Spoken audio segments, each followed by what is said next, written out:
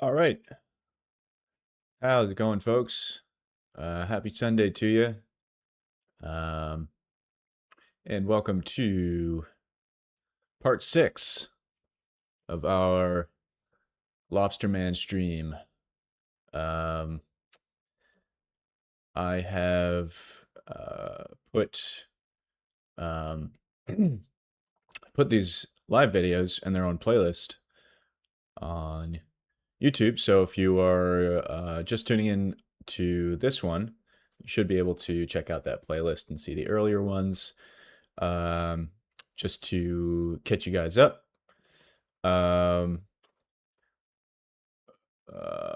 First stream, we went through, did this kind of quick concept, did a quick color pass on that.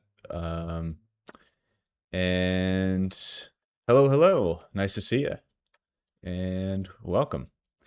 Yeah, and then let's see, we did a block out, and we are currently on our second pass of the sculpt. So second pass is refining major forms and sort of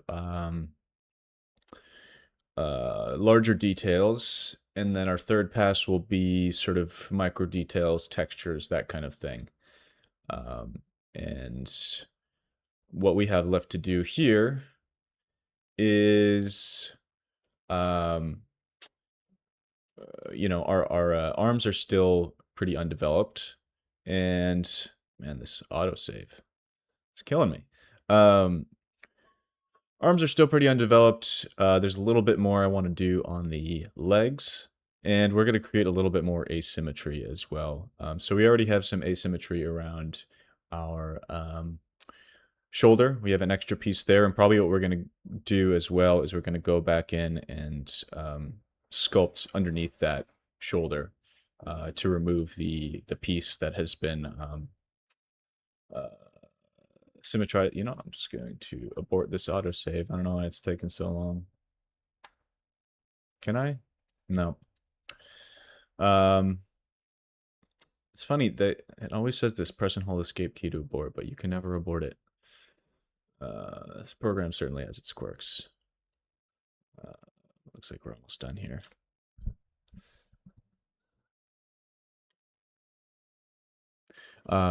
But yeah, so I think what we're going to do is I'm going to finish up a little bit of what we were doing on the legs. And there we go, thank God. All right. And then we'll move on to the arms and then tackle any other sort of asymmetry we want to incorporate here. The shins look like they need a little bit of attention. They could use some bumps and stuff like that. So I was kind of, we'd left off here around the feet. I just want to create a few more refinements to these areas. These are still symmetrical. When we get to our UV layout, it may be worth duplicating some of these areas just to save some texture space. Or at least that's what I would typically do if I was putting this into a game or anything that had, you know, where we want it to be economical about our textures. But, you know, I think considering, you know, we're not making this for a specific gamer project, I'm not going to focus too much on optimization, so we might just throw this all in one 4K map. And there'll be other, maybe some opportunities to duplicate UVs with the antennae or the, you know, of course with the cards, which we'll probably get into next week. But for the main body, it's nice to have some, it's nice to have asymmetry, especially if we have a lot of symmetry in the sculpt. Having some asymmetry in the materials will will help kind of break that sort of 3D look and give it a bit more of an organic organic kind of feel to it. So I think we will not, even though we have symmetry here, we're not going to copy those UVs over. And if you have no idea what I'm talking about here, that's totally fine. We will we'll get to all that in due time. And no, I did not mean to rhyme. Okay. So just kind of want to make sure I have these forms pretty well defined here, especially because before we do before we get into the next detail pass, we're going to do another Z remesh to basically, you see how the subdivisions are kind of breaking down here, and yeah, I could subdivide it again. That's probably fine, but when we get to the real small details, I want to make sure that we're working with our lowest subdivision and not against it. So right now we're just kind of really stretching things, but when we get to that further detail phase, I might just do another Z remesh to so it fits a little bit better with the new sculptural details we've added.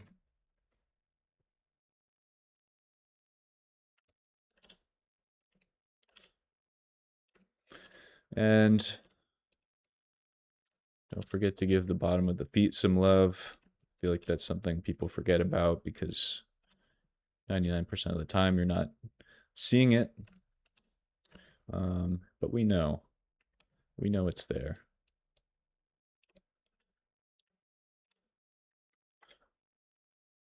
And when you do see it, say he's running or something and maybe the camera's behind, if this is your player or something, or he's jumping, you don't want those, you don't want the bottom of those feet to stick out.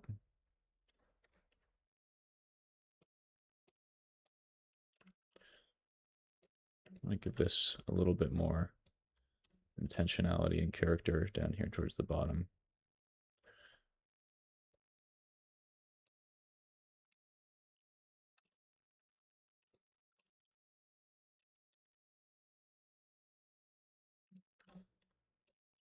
And this is, see how like I carved this in with a damn standard, but it's kind of like this piece is supposed to be concave, overlapping concave pieces, but it's kind of dented in, which doesn't look particularly natural. So I'm just gonna try to fix that so it's not caving in on itself. And this is why, again, having those lower subdivisions available will help quite a bit, because especially like being able to smooth on this lower subdivision will give us a much cleaner result than if we tried to do it at our higher subdivision.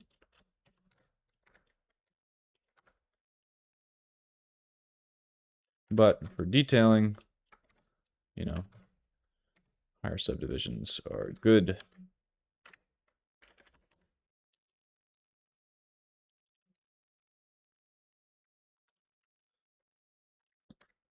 All right, I'm getting a little too micro here, so I'm just gonna return focus to separating out these larger plate areas, just getting a nice deep crease in there, because again, when we Z remesh, we want those creases to be incorporated into the algorithm. So anywhere where there's kind of a plate change, I want to get a nice deep crease in there.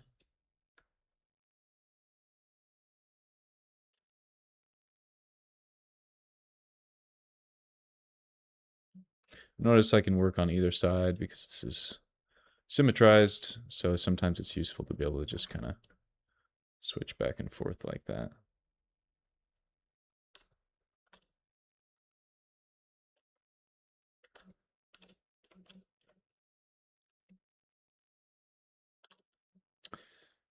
Right.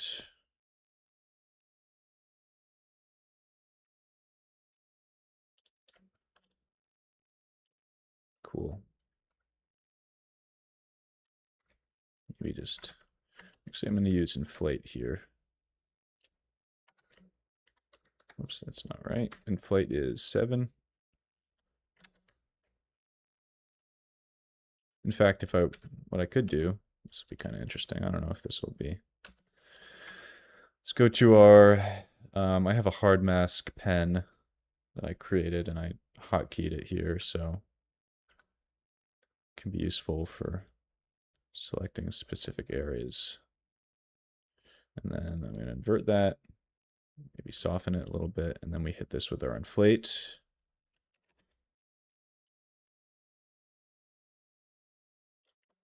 Gives us kind of a crisp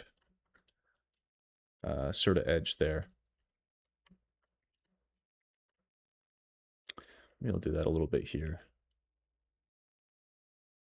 Since this is a really silhouette defining area, invert, click to soften, and then let's inflate.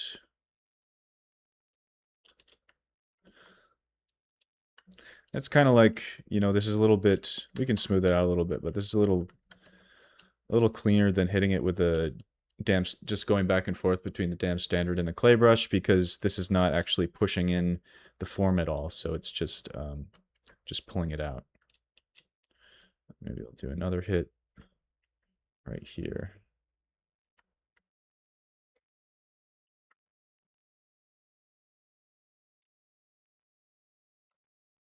Invert, soften, and inflate. I can smooth too while I'm inflating. There we go. Okay. So let's see, for this, I like what I was starting to do here on the front of the, let's call this our quad shell here. So notice I'm not just leaving it smooth. It's mostly smooth, but there's some subtle variations in the surface, and I really, I like what's good. And you can see that in a lot of our reference material with, especially I keep coming back to this guy, but like, you know, these are all one plate, but within that plate, there are kind of these groups and subgroups that are subtly, you know, warping the shell and forming these patches of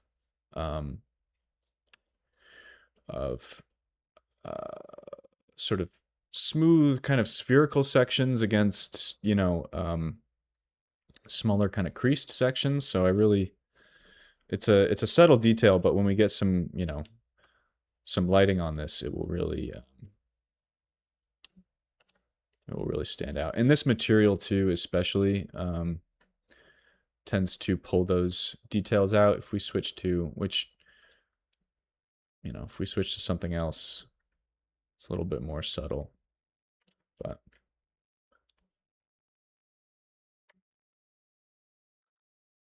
actually this shows it pretty well. This one really, a friend of mine gave this to me. This really shows the edges really well, which sometimes I don't know if that's better or worse. Like if, you know, I guess it'll help you identify any mistakes in your sculpt, but it also might, it might create the tendency to undersculpt, if that makes any sense. So if I want to make an area stand out and I'm working in this material all the time, you know, maybe when I switch, you know, into the regular shader, we go into our material pass, the sculpt might be a little bit too subtle. So I don't know, it's good to switch around, I guess, because you do want to be able to identify like some of these areas that are a little bit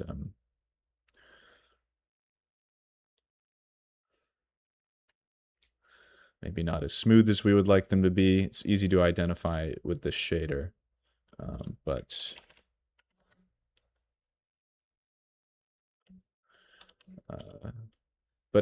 you know, the things that we are creating with this view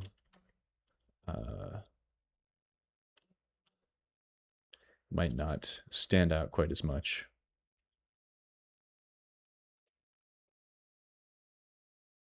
I think I've made my point there. But yeah, this stuff is like, this stuff is important. You know, again, it helps to kind of break up the kind of like 3D look, you know, it gives it a little bit more of an organic feel.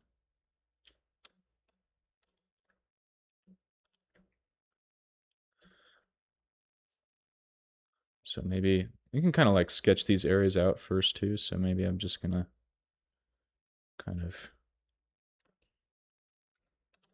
just go in a higher subdivision, smooth that out. So maybe this is kind of one area.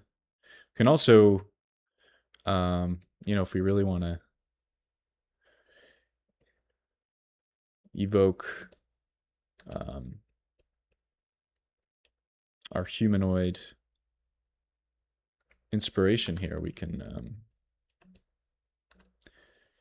create regions that kind of mimic where we might find muscle groups. So here it's like we kind of roughly have these two calf muscles that come out, so we can create shell distortions that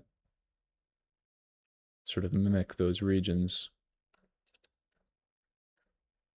I think this is another good opportunity for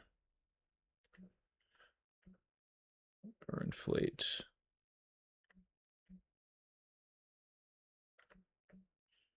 Invert, soften, and inflate.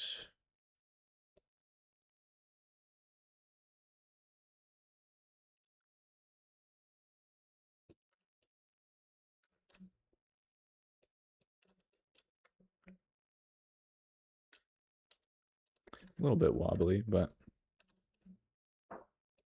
can use our smooth directional. Talked about that last time. I believe I have it on smooth directional. No, I don't. I should just leave that on by default. But like I said, I find that smooth directional is really superior in 99% of cases that I've found where smoothing is needed versus the default smooth brush.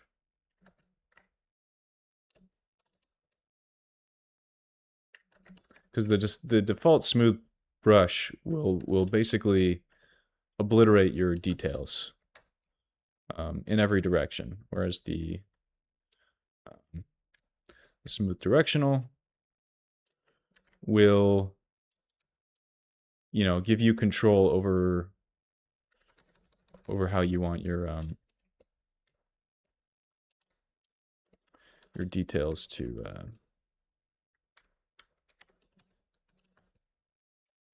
be preserved.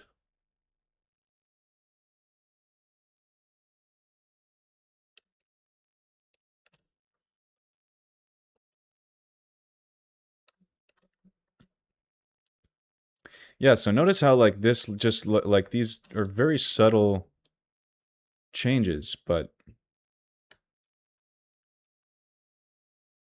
I feel like this is now reading so much more naturally. In fact, I should do a pass on all of the plates. I kind of already did it up here to some degree, but we'll keep an eye out for areas that look a little bit too kind of smooth in 3D. But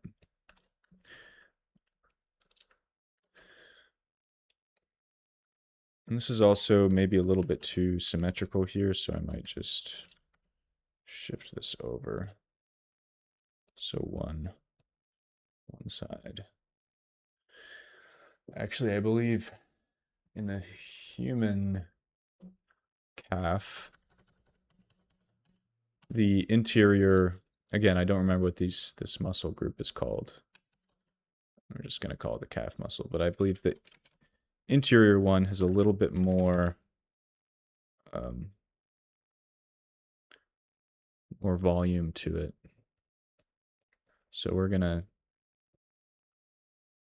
kind of reflect that.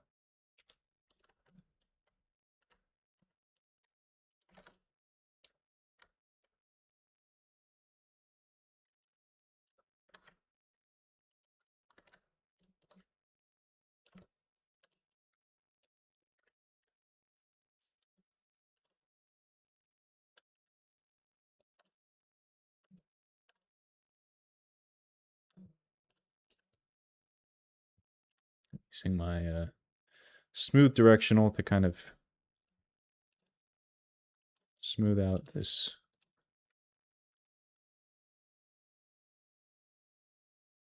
edge here.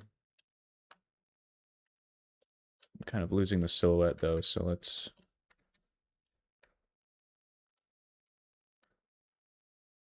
from this side. You see how this has just become kind of straight? I think I want to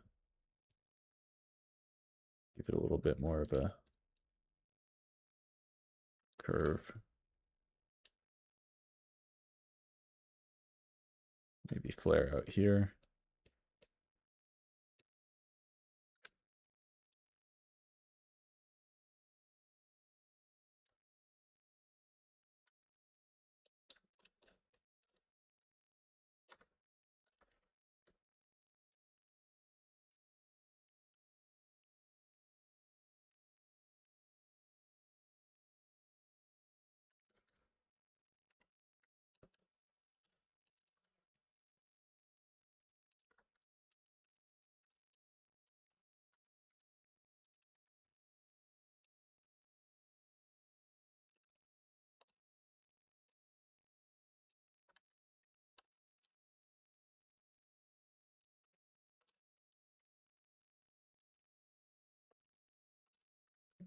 All right.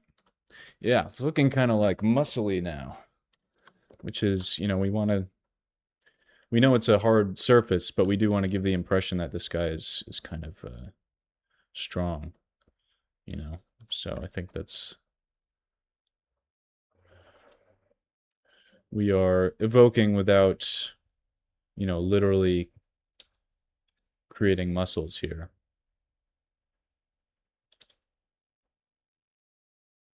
In fact, when we look, you know, beneath this shell, we see some kind of gooey skin shape kind of stuff, which, you know, is, I think, I don't know, maybe I'm reaching here, but I think that is, you know, we're creating a visual representation of the character, which is just kind of a happy accident. But in that, you know, we've established his primary motive is connection. And his obstacle, his challenge, is that he looks like a monster, right? That he looks intimidating and scary and sharp on the outside.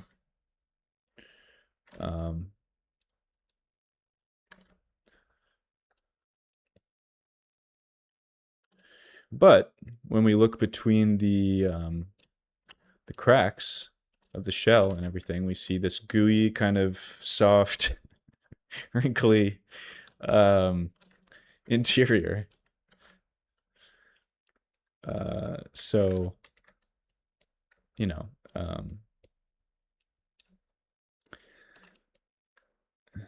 was that my intention? No. But I think, you know, recognizing these things as you're working, looking out for them, and reinforcing them can really elevate your concept. All right, getting a little too detailed here. One thing well, do we need some kind of paneling on the front? Let's do a little bit of, I don't know. Maybe let's just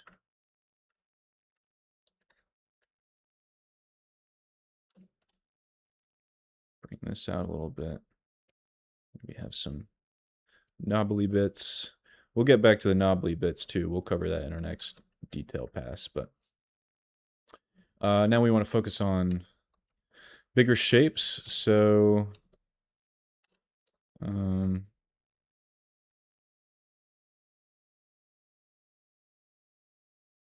see what I'm doing here, actually, since I just saw this opportunity, is I'm not just drawing, you know, 3 panels here. I'm drawing the intersection of the panels, so we have a hard edge where they meet, and then I'm smoothing out the areas where they leave. So we're developing flow between hard and soft edges, and this is a painting technique. I mean, it's also a sculpting technique, but like this is where I learned it in painting first, is having this kind of flow between hard and soft edges. It can really create some nice, interesting dynamics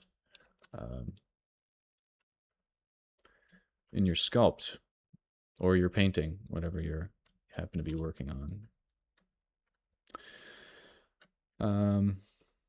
And I do want to do some of that. I feel like this toe thing is kind of underdeveloped, and I want to give it more of a clean smoothing. So I'm going to a low subdivision level. I'm using my smooth directional. Same here.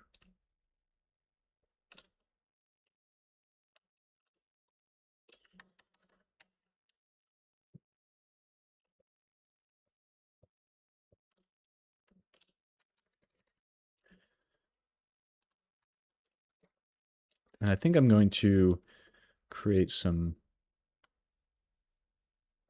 kind of, let's go slightly higher subdivision here. Some kind of just like vertical. I want to show some grain, almost like this is a tooth or something like that, you know.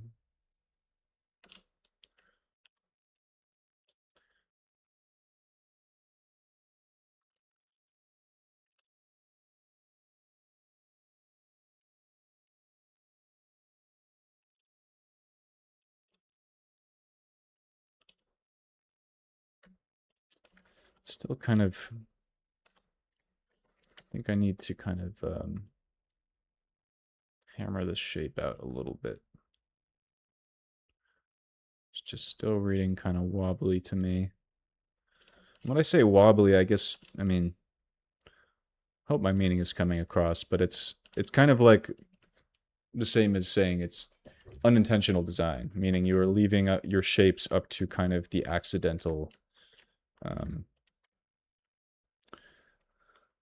You're kind of leaving them at the mercy of your first sculptural pass, basically, which was focused more on larger elements, and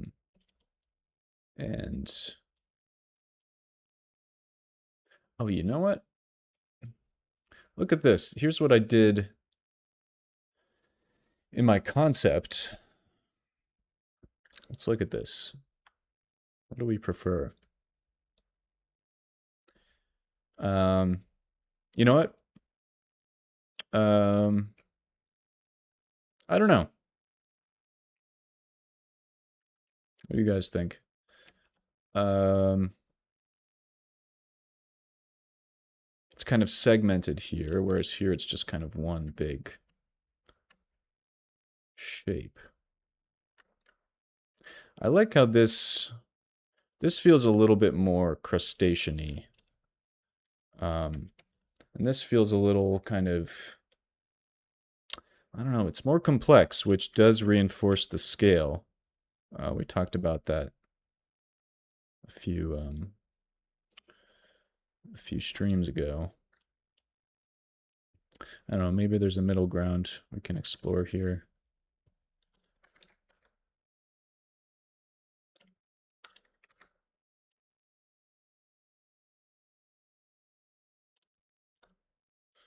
I think the more we break up these shapes, the more we're reinforcing that scale. Because again, smaller shapes, organic shapes tend to have simpler, smoother surfaces. So if we break this up a whole bunch,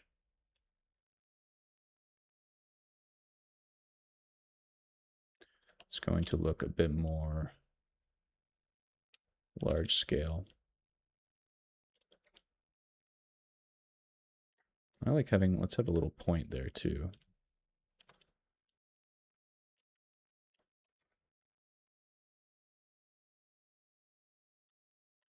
Same with these. These need a little bit of, need a little grip to them. Maybe there'll be a few, well, I don't know. Because this is a thing about it, you know, this is something that is frequently in contact with the ground. So if it had a bunch of little spikes and little points to it, you know, they would probably be at risk of breaking off or, you know, or catching on something as he's walking. So that's worth thinking about.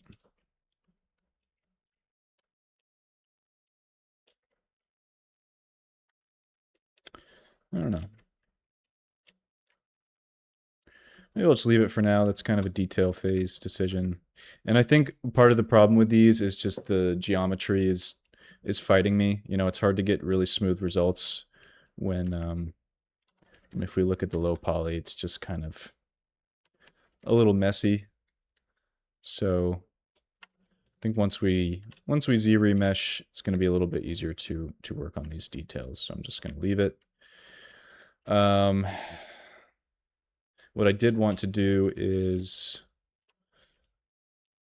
make a few spikes here, and here I'm actually going to deviate from my symmetry. So let's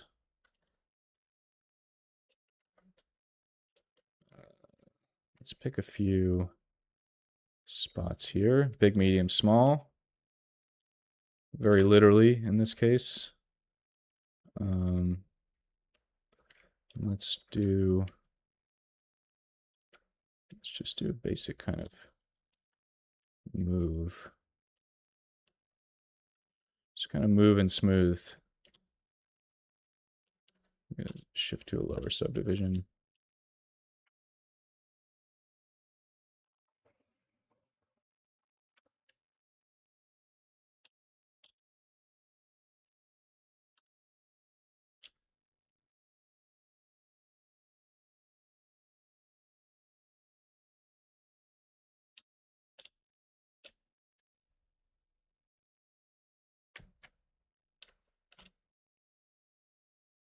All right.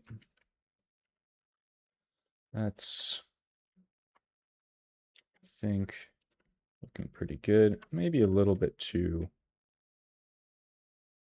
bold on the silhouette there. Just gonna kind of make that a little more subtle. Let's go to this side. Let's do a couple over here. I did 3 on that side, so let's do 2 over here. Make them a little bit smaller. Let's do a few on the back. There's a good spot. Maybe over here.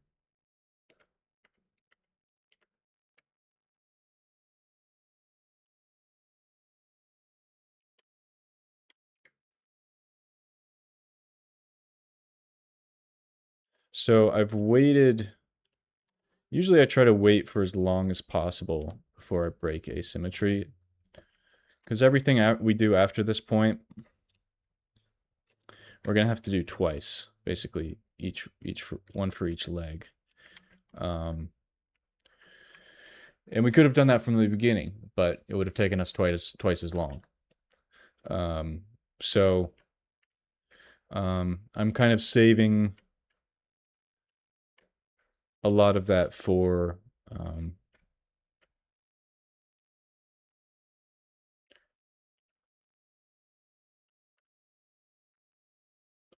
I totally lost my train of thought there. Saving a lot of the asymmetry for the detailing, except for the arms, which we're going to get to in a second here. Those probably going to split off right after this.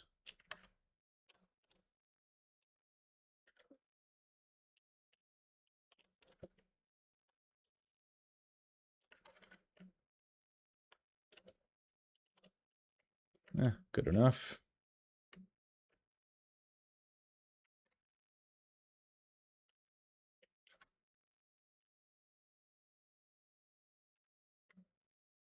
Let's just get a few of these going.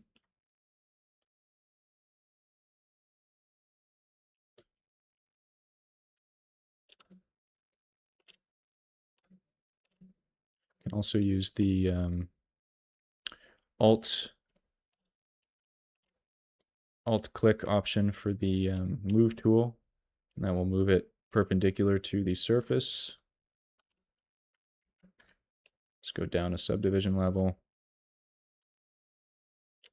Probably should have smoothed this out first. There we go.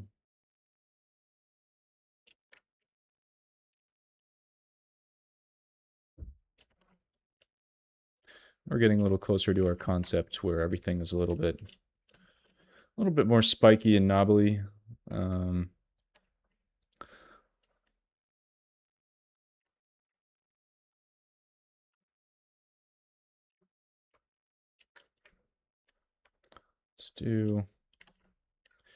Can do some on the edge here too.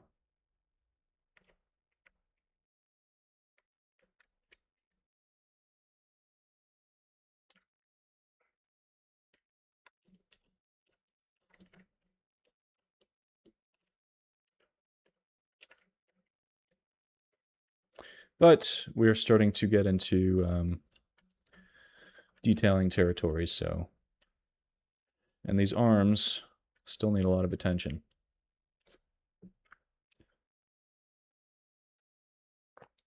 So I'm going to save out a new tool. Call it Lobster 4. Like I've said before, I basically save out a sequence of tools. And then I have one master project, which I save there.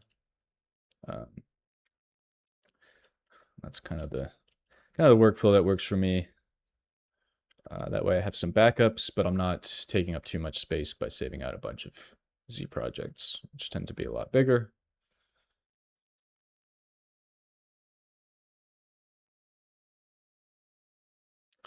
I'm noticing our knees are quite a bit lower, maybe, or maybe it's just the way he's standing, I'm not sure. In our concept, I feel like our shins and feet are larger in proportion than the upper leg. And maybe the legs overall are larger.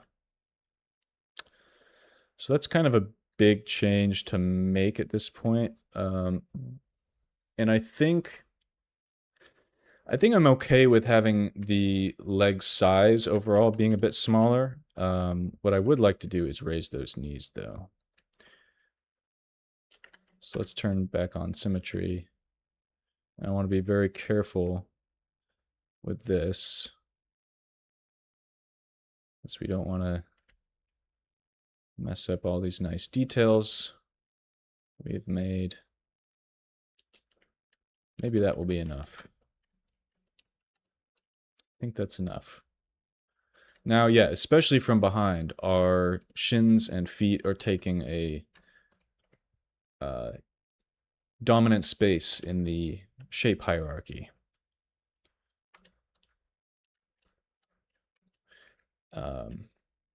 And like I think this guy, you know, his main feature are his arms and his claws. So I'm going to keep those as kind of a dominant. Hope that makes sense what I'm saying as a dominant feature in the shape hierarchy. It just, you know,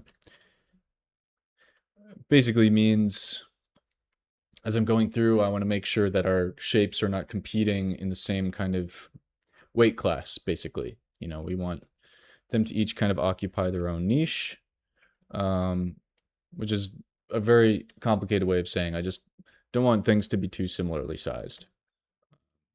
So especially when it comes to larger shapes like upper leg versus lower leg, we don't want those to be the exact same size, as well as upper arm or lower arm, and so on. So speaking of which, these guys need some attention, these arms. So what am I going to do? I'm going to remove the shoulder piece for a minute because I do want to go in and break this symmetry. So I've turned off symmetry. And I'm just going to go in and carefully, you know what, let's actually, I'm going to mask this out first because I really don't want to mess up these other nice details we have.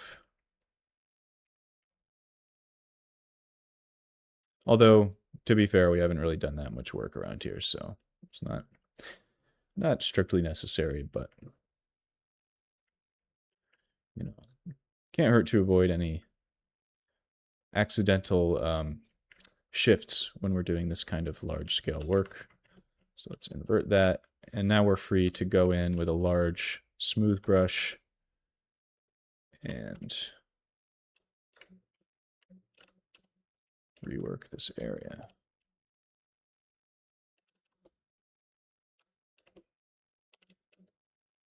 This time when we go in to do our Z-remesh, we're gonna do it asymmetrically.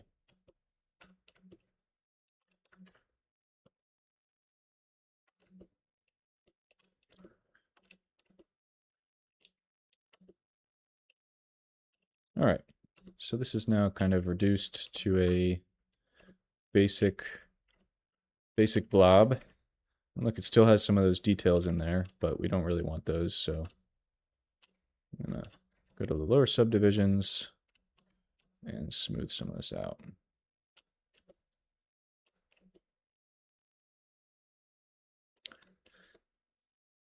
We don't necessarily have to do much with this space since it's going to be covered up anyway.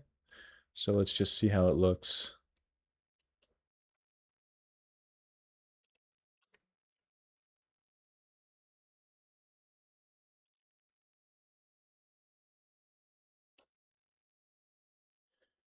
All right.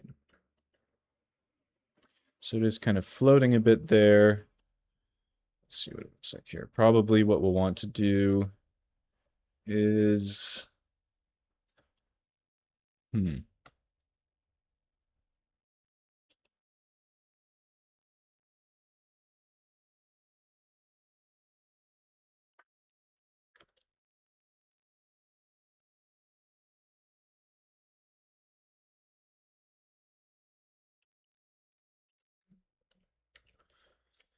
maybe we will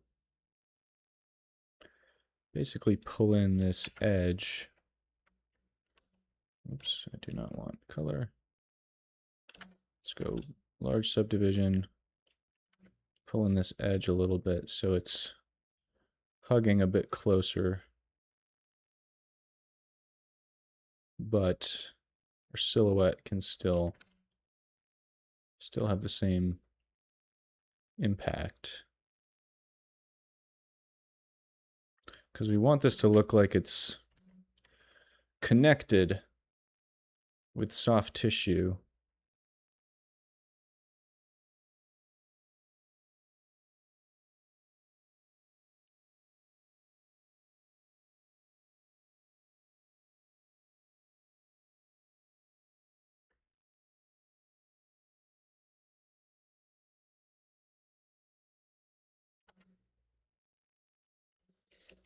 All right, let's see how that looks. Looks like our details are mostly okay. And then under here, I think let's just kind of blob it out a little bit.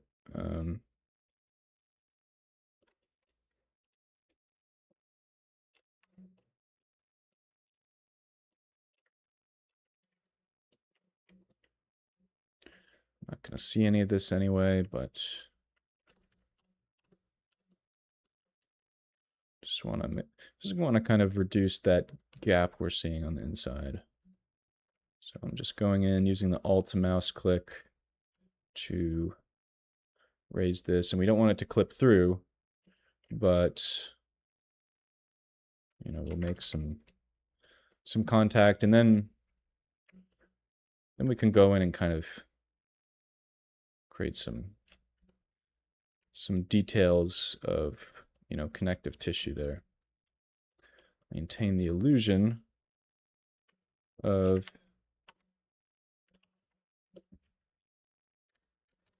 something going on. All right, let's turn off our transparency. Now, kind of looks like they are connected.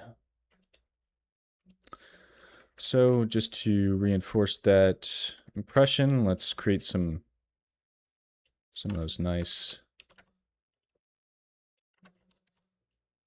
skin ripples.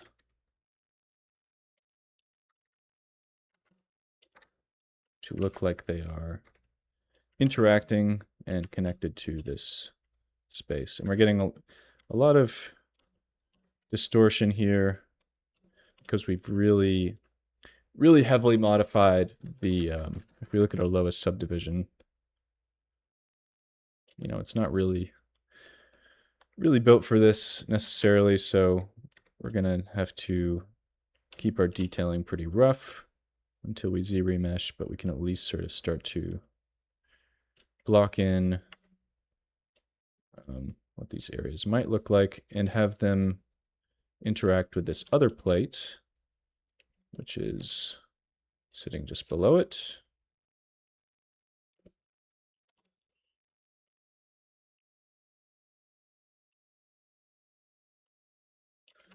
And this is an area where we may want to turn on symmetry again, because this shape is shared on both sides, but our claws are going to be different too, so I'm not that concerned about saving time on this one little area by symmetrizing it. But now let's just do it anyway. It can't hurt. Just make sure we don't work on the other areas that have been changed while we have symmetry on.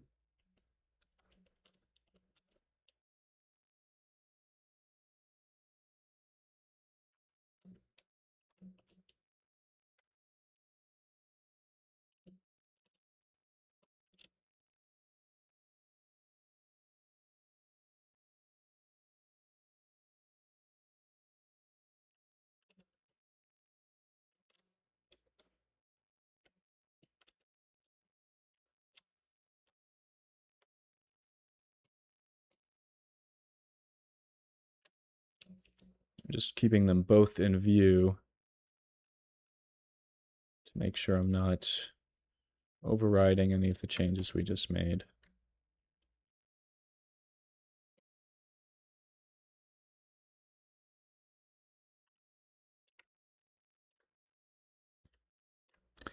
They're looking a little bit wobbly.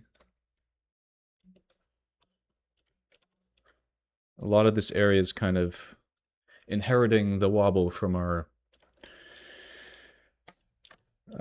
initial sculpt. So I'm gonna try to kind of smooth some of this out a little bit.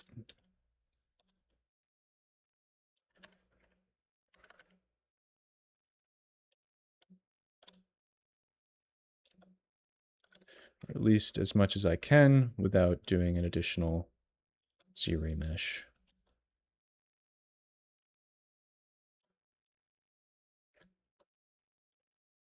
Is this Z-remesh something complicated you wouldn't do too often? I'm going to absolute ZBrush.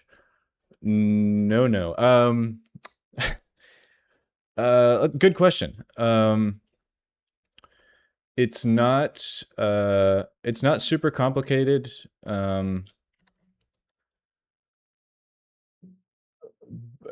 Why would I not do it more often? Just because it takes a little time. It's a bit, I don't know, uh, inconvenient, and you might lose a little bit of detail with it, but at this point, probably not. I'm not getting that detailed or anything. Um, yeah, I don't really see any harm in doing it often. I guess I'm just lazy. Um, and honestly, sometimes it's actually probably saving you time because you're not fighting against the sculpt so much. So it's a great question, and it's probably something that we could do now. Um, I usually try to save it for like phases between, different sculpts, but I don't know. Yeah, I don't see any particular harm in doing it as often as you want.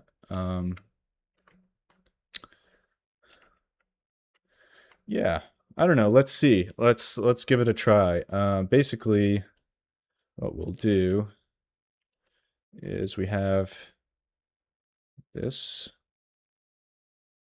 and we'll duplicate it out. Before I do, just delete that.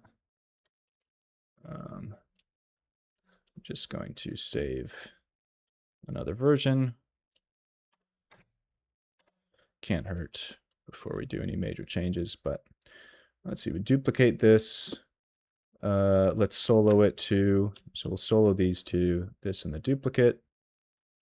And I'm going to turn on our polyfill, and basically, well, okay, so the other thing that can be a little bit time consuming is making sure you get the, I don't know, it's not really that time consuming, but trying to get the Z remesh settings right so that, move this out of the way for a minute. Just so that you have, basically you want a low enough subdivision so that you can smooth and manipulate things easily, but a high enough subdivision so that we're not losing too many details.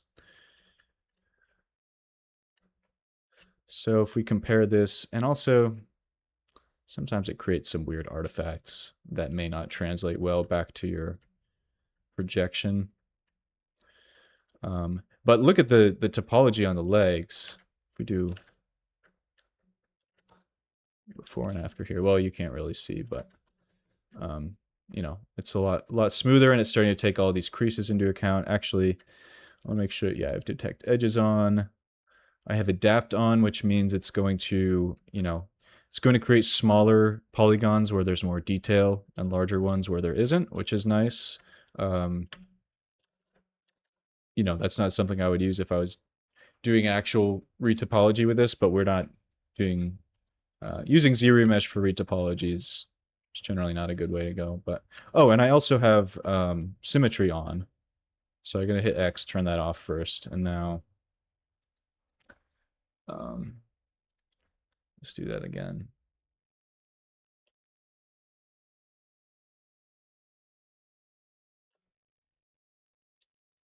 And I guess too, maybe my reasoning, whoops, that's not exactly what we wanted.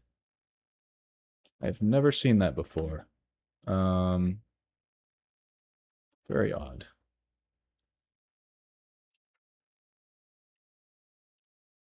Detect edges, adapt. I probably can count.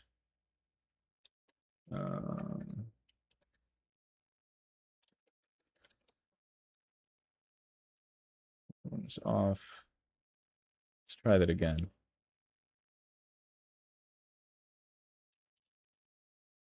Yeah, I guess maybe the reason I was saving it too is because with this one, I know I'm going to have to break symmetry. And if I want to do more detailing on the eyes, or like really high detail areas that I want to have symmetry for, it may mess that up if I'm trying to sculpt that on top of basically sculpting symmetry on top of an asymmetrical mesh.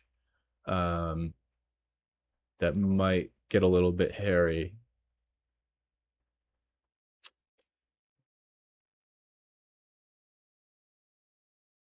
So what I would maybe want to do is, well, I guess it's not going to matter either way because I've already broken symmetry. So no matter what, when I do Z remesh now, it's going to have to be asymmetrical. So I think, there we go. So this is an asymmetrical remesh. And what we want to check for is make sure we're not losing anything important here. Any smaller details that won't get projected properly. So especially around the face, because this is the highest detail area. So if we switch between these, you know, we just want to look like, are there details here that are going to get crunched?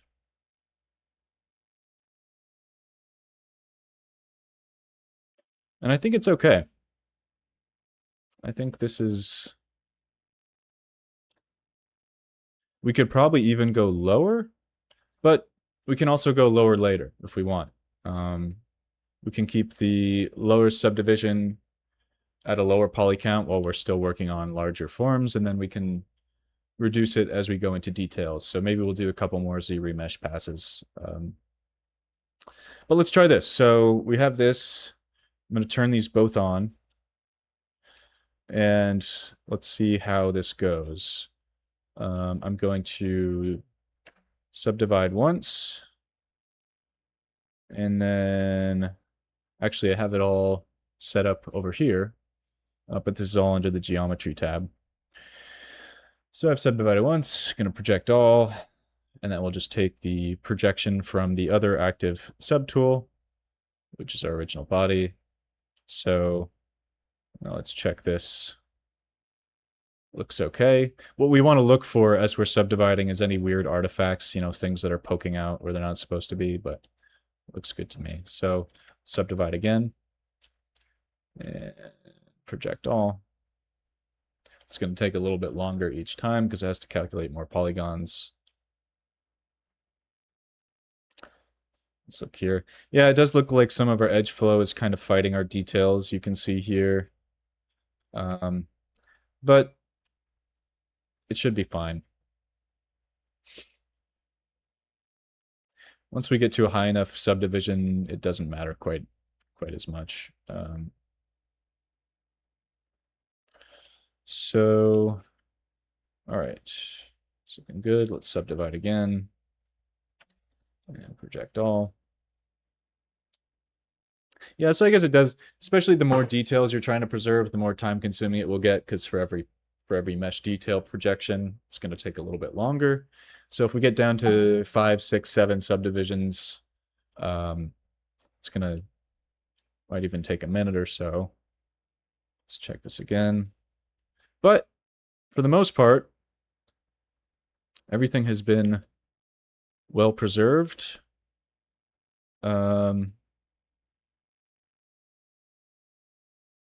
And yeah, pretty much exactly the way we want it to be. I'm not seeing any weird artifacts.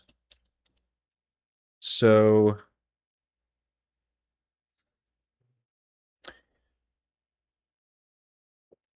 yeah, a lot to consider. That's kind of where 3D tends to diverge from 2D is, I mean, there's a lot you have to plan with 2D as well, but it's much more forgiving. You know, it's easy to kind of fix things as you go forward. With 3D, I mean, it can be, you know, there's usually a way to work around, you know, work around any destructive changes you've made, but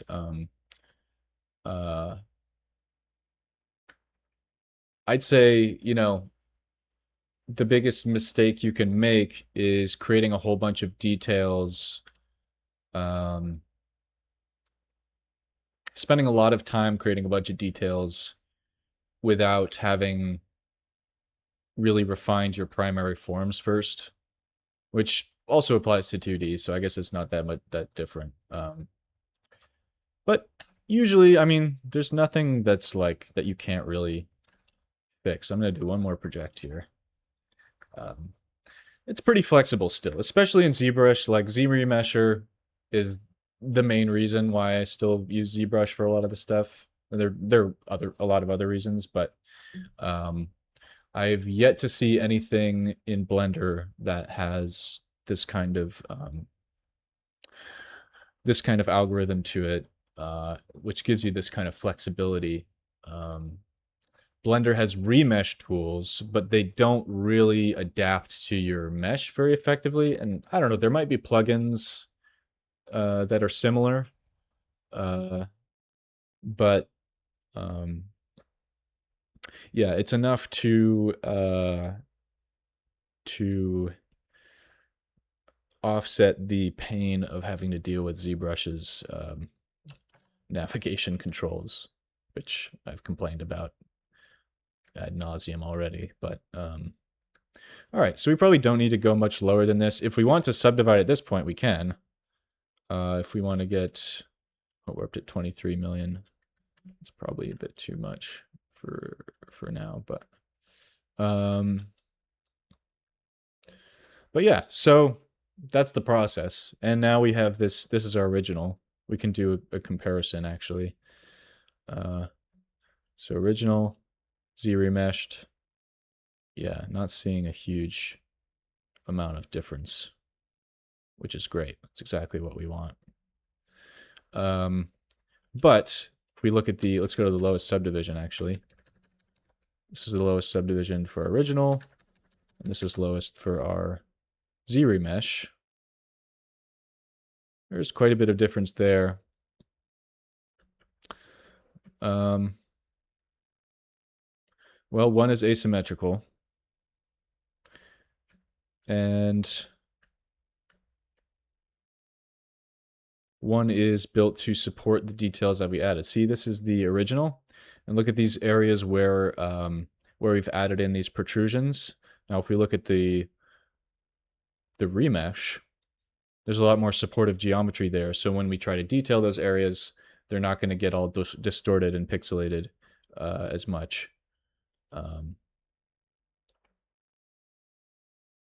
So it's built a little bit better to handle the large scale changes we've made. If you look at the head too, it's maybe another example.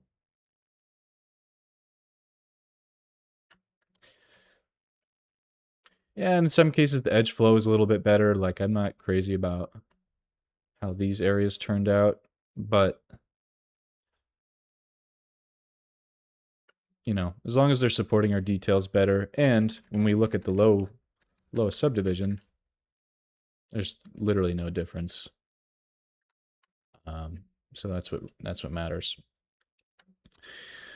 And now, what we might see is if we try to sculpt with symmetry, let's try it out. Let's do a little test. If we try to sculpt with symmetry on, we might get some strange results because we're sculpting symmetrically on top of an asymmetrical mesh.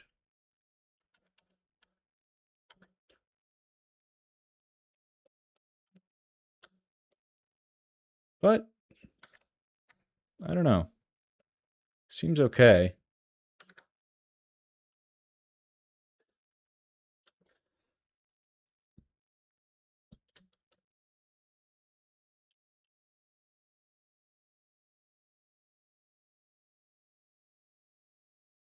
I gotta kill this autosave. You can set it so it's less frequent. But I don't know. It is serving a purpose. It's better to have it than not. So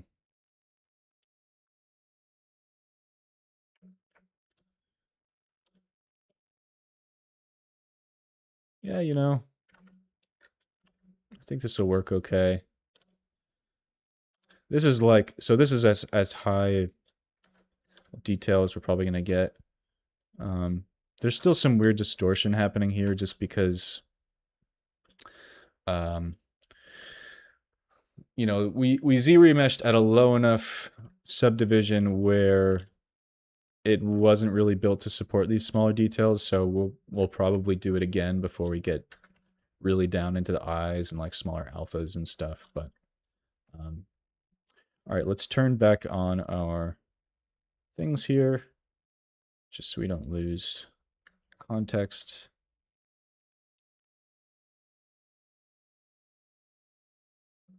Nice.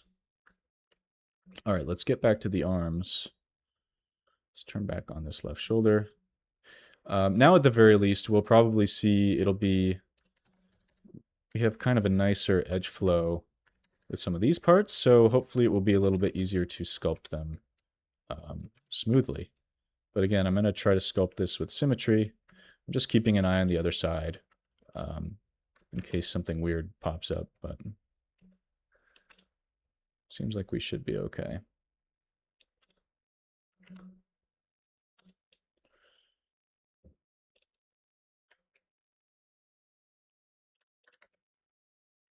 Maybe give a few little spikes here and there.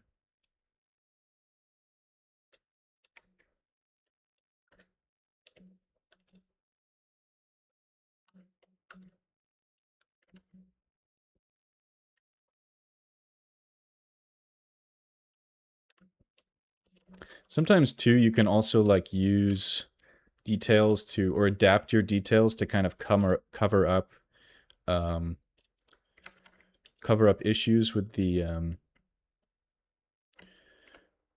topology flow, you know? I mean, it's not necessarily the way you want to do things, but if, you know, just as you're working, you know, if I see like, oh, this area is really wobbly, but I'm really having trouble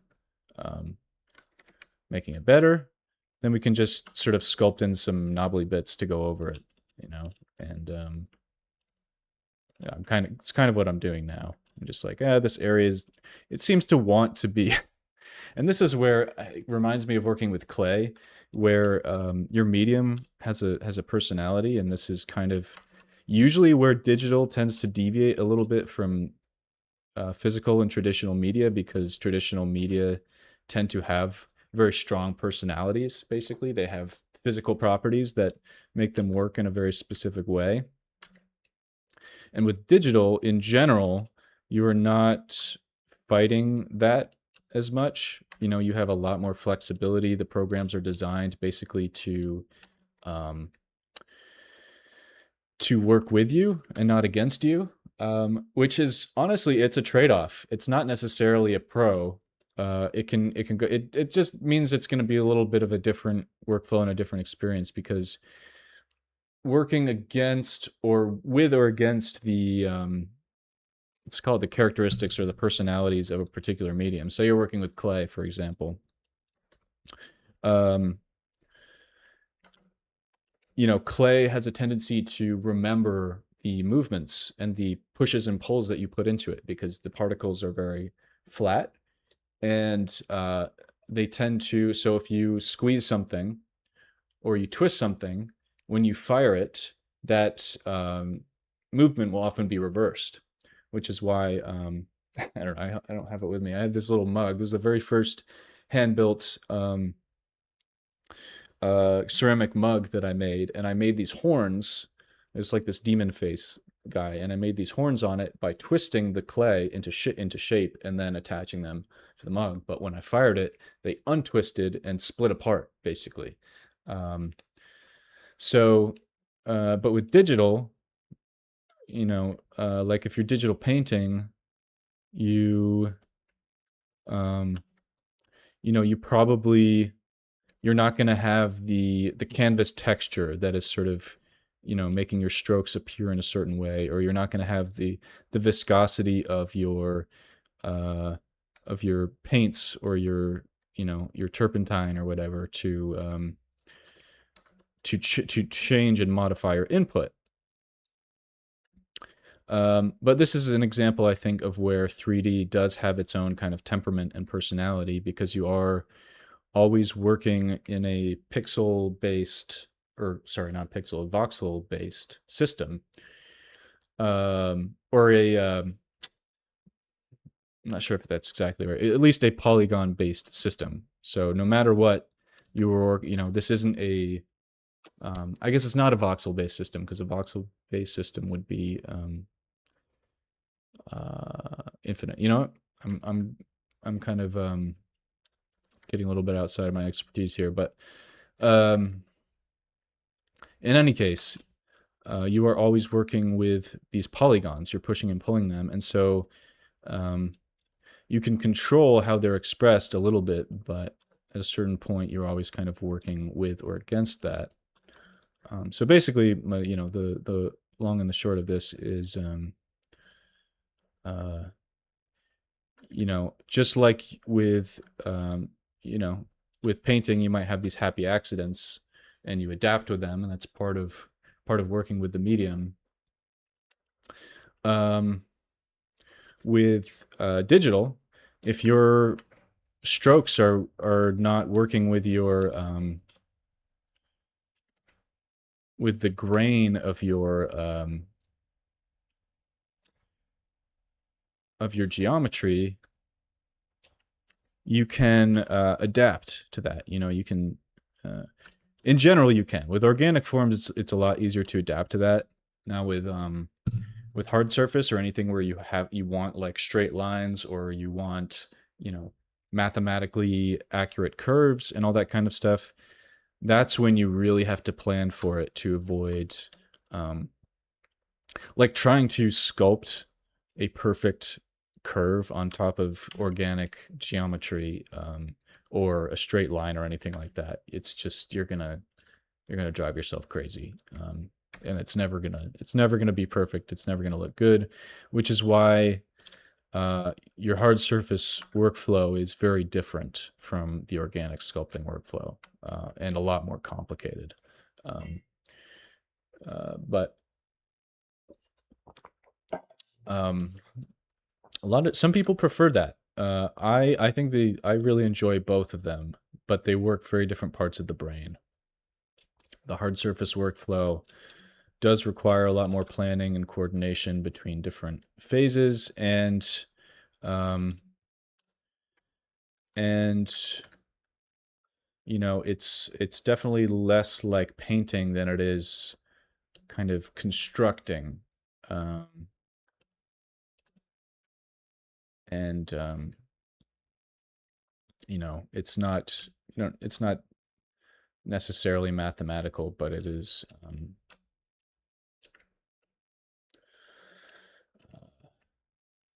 Yeah, I think it's a little bit more. You can't necessarily just until you get really experienced with it. At least you can't necessarily just kind of turn your brain off and go at it like I'm doing now, which is why um, I probably wouldn't attempt.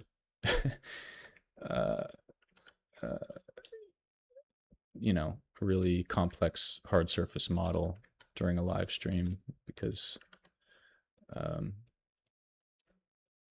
it's hard to think and talk at the same time. But I might do it. I don't know if that interests you or anyone watching this.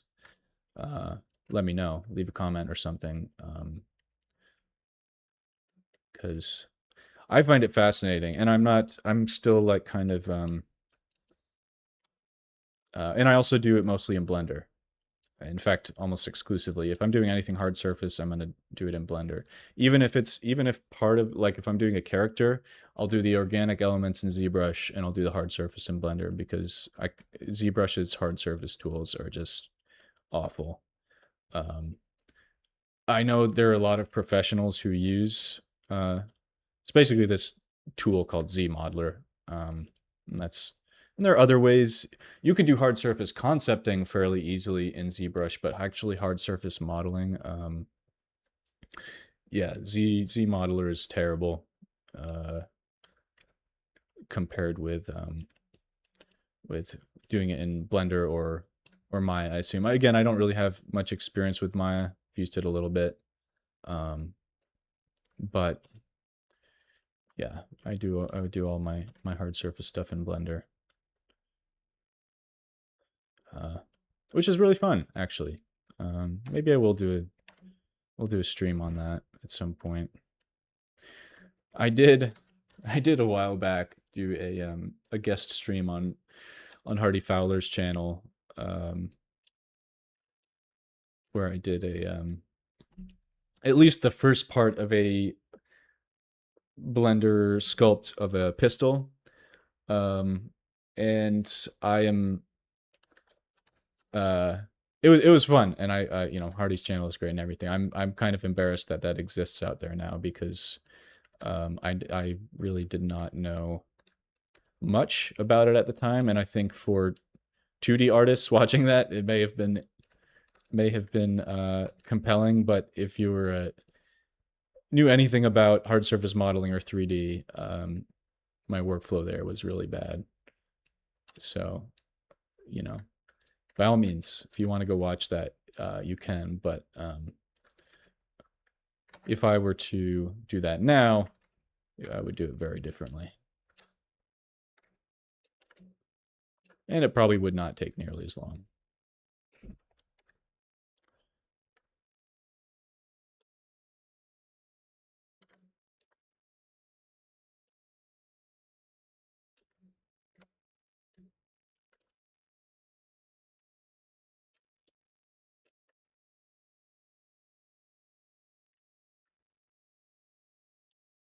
Checking the other side, making sure I'm not totally screwing anything up here. This seems like it needs to be separated more clearly, so I'm just gonna go in.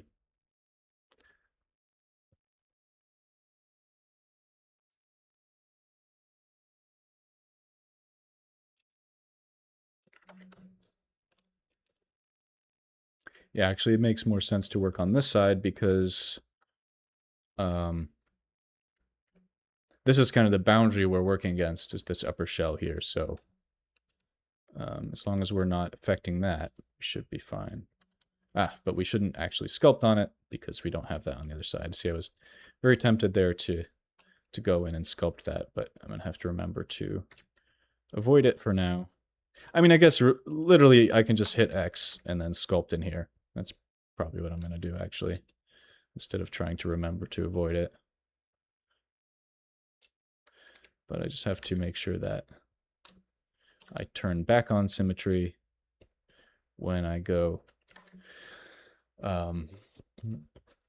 So yeah, this is something like, this is also another thing you have to kind of think of and remember once you break symmetry, is if you want to maintain symmetry in certain areas and not others, you know, you have to kind of remember to toggle between them. And you could, I mean, we could do like a polyfill on this area to section it out, or like we could color code things if we want, so areas that we are keeping symmetrical and areas that we aren't. If you know, if that really helps you to remember. But I'm just gonna go off memory here. But forgot to turn it on again, so there we go. And you know, if you forget to turn it back on, it's not a huge deal. At this, because you know, we've planned so that at this point, most of our major decisions have been made. Most of our larger sculptural forms have already been established, but anywhere we can still use asymmetry, it's just going to save us that much time. You know, it's going to be twice as fast, and it's just a good habit to get into, especially if you are working in an actual production. Anytime, yeah, anything you can do twice as fast is going to benefit the production timeline, of course. Where do I see if it's turned on or off? Symmetry, do you mean? I usually just look at the viewport. You can see the dot on the other side, and I'm hitting X to turn it on and off. So that's what I look out for. There's probably a button somewhere, but I've forgotten where it is. Might be under tool, but anyway, yeah, it's just I just turn on X, I look for that other dot. It's something you can easily miss again, which is why it's kind of easy to forget. Um, uh, you know, what I should probably do is set it up so that there's some kind of you could probably set up a I don't know, a script or something so that when you have symmetry on, it has like a red overlay. Uh, that would be the smart way to do it. Um,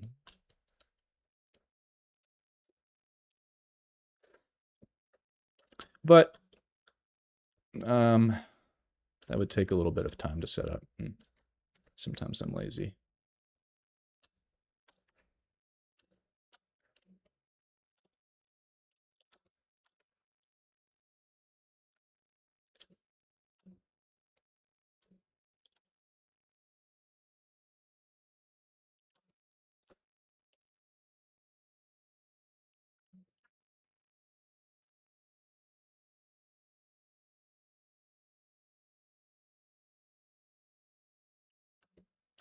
So I'm kind of doing the same thing I was doing with the legs here and just sculpting in some sort of subtle regions here.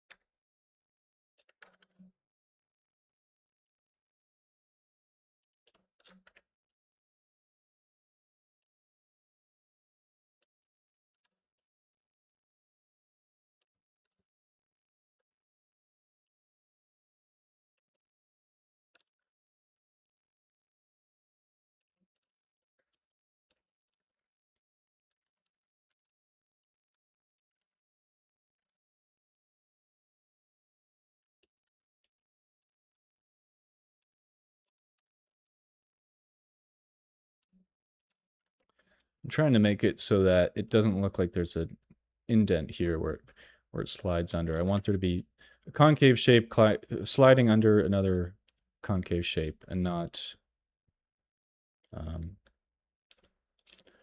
it's not bending with the change, which is kind of how it was showing up before. Hope that makes sense. Maybe I can use inflate to kind of close this gap a little bit.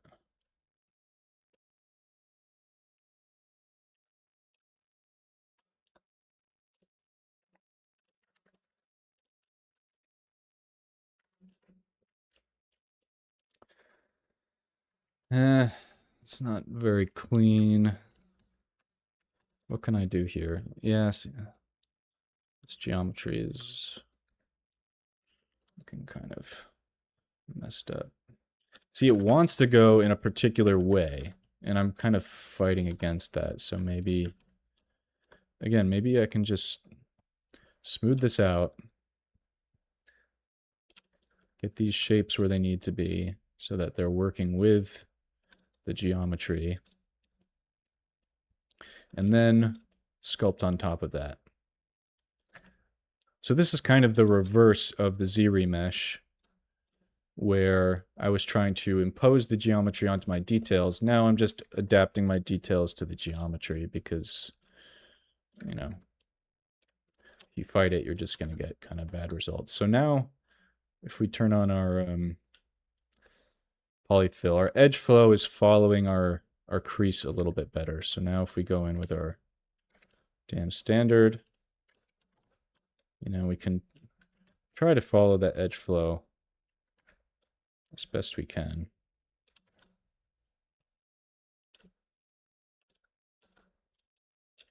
It's going to give us, hopefully, a bit of a smoother result.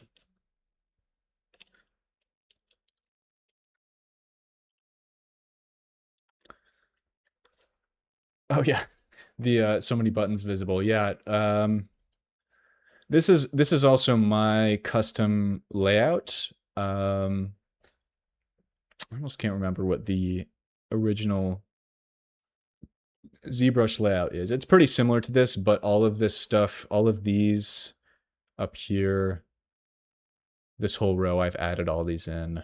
I added these menus over here. So it's generally simpler. In fact, yeah, if I hit tab, it gets rid of a lot of that stuff.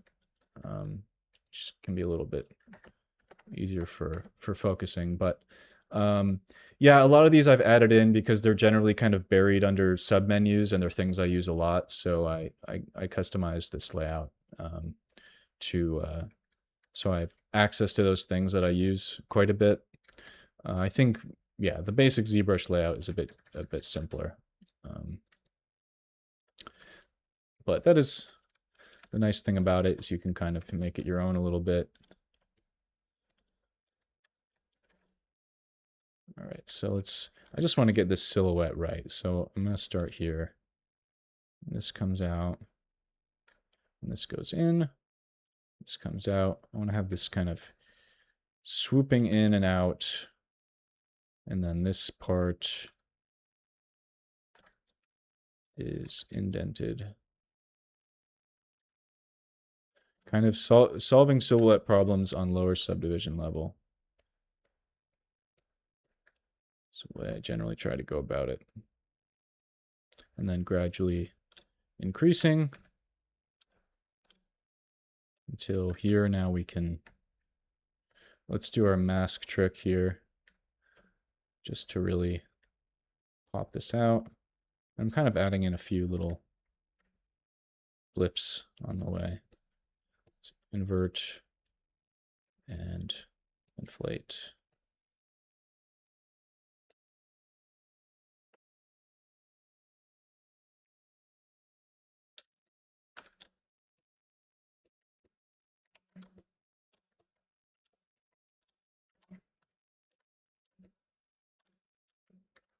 That kind of worked.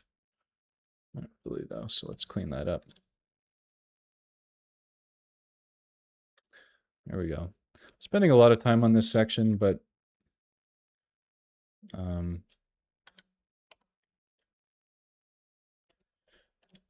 it's worth kind of getting those wrinkles out sooner than later, because like if we just keep trying to detail on top of kind of warped geometry, it's just gonna keep fighting us.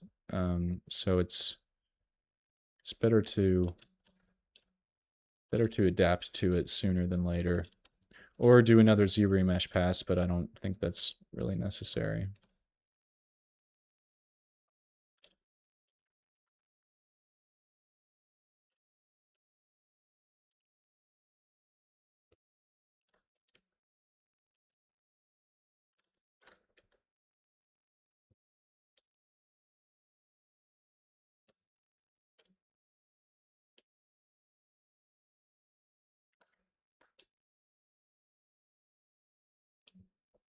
All right, I'm getting hyper focused, so let's keep going.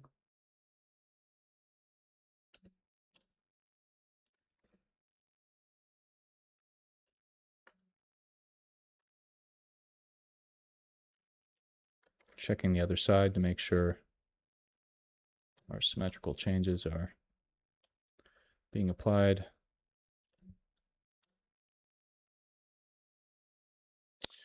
All right, let's keep going down. Let's do the same thing here. Hopefully it will not require so much rework, but I'm going to do a similar strategy. Kind of go to the lower subdivision and get this looking good before I continue on to detailing. Go down one.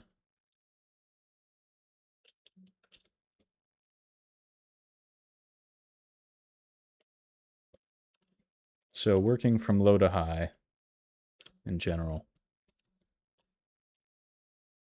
That applies to the whole sculpts as well as individual parts of the sculpt on a minute-to-minute basis, basically. But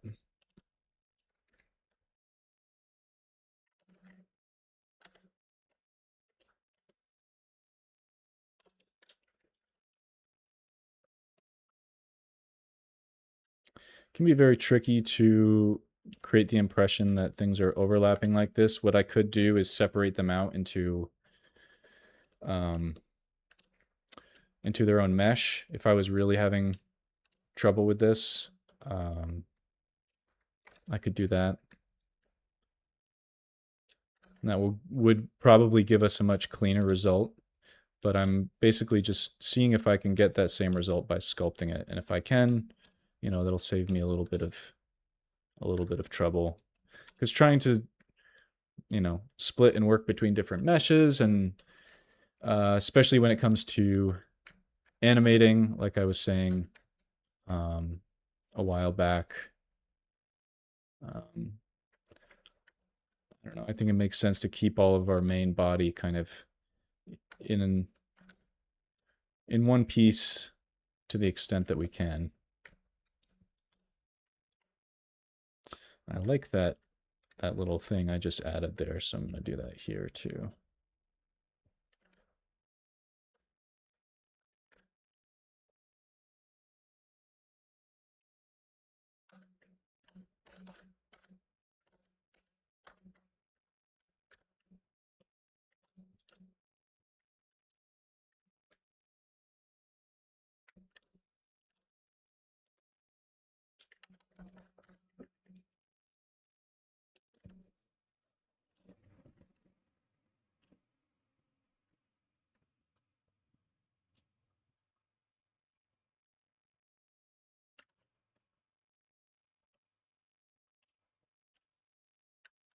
Ah, it's fighting me. Let's try it again. Go to a higher subdivision first, and then select these areas. Get a bit of a cleaner reverse, smooth, and move.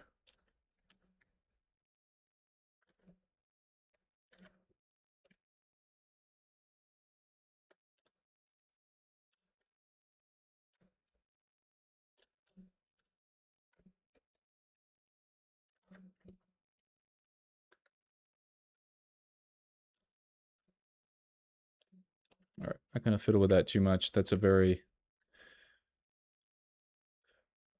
kind of high detail phase thing to work on. So let's just keep it moving.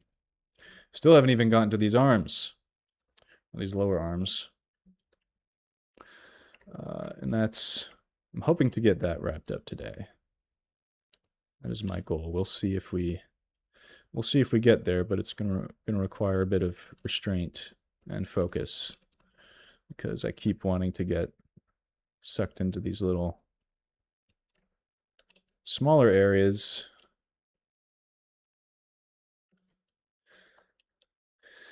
You had these feathery gills in between the plates. Is that something for the next third, or you go to do? No. So we will definitely add those in. And the same with, like, yeah, these little bits at the end of the antenna.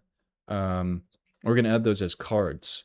I mean, if we were just doing this in ZBrush, or we just wanted a sculptural asset, we could use fiber mesh or something. But cards are more of a game-friendly asset, so we basically will be taking these fiber details and projecting them onto a flat plane. And then we will repeat that plane and move it around to create the illusion of these furry bits. It's a very, very cool process, and can, you know, will basically give you something that is more friendly to animation and game performance. You know, if you think about this bit is bothering me so much. I'm having trouble not. So I'm just gonna smooth it out for now. I gotta move on. Yeah, we're gonna have to come back to that. I don't know. Something about this is just really driving me crazy. But anyway, yeah, if you think about the cost basically every polygon you have to render in a game or if you're doing VFX for film to a lesser degree because those are pre-rendered. So you can get a little higher with your poly count, but they also still need to be animated. So the higher your poly count, the more resources it's going to use, and the harder it is to animate smoothly. So basically, we had a whole bunch of individual fibers that all had their own geometry, their own mesh. That would be a ton of polygons that we would have to then work with and calculate when it came time to animate and render all this stuff. It would just be kind of a mess. You can do that in ZBrush. We could create a fiber mesh and export that into Blender. That's what I was doing for the, let me just save here. For that Wolfman I was showing at the beginning of, I can't remember which part of the stream it was, but I can show you here in a minute. Actually, maybe I'll see if I can dig that up while we're quick saving here. Wolfman.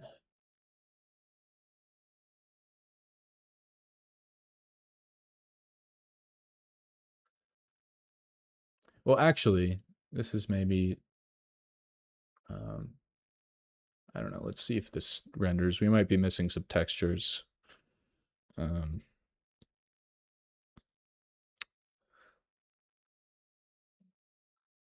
Maybe I'll open up an older version if that is the case.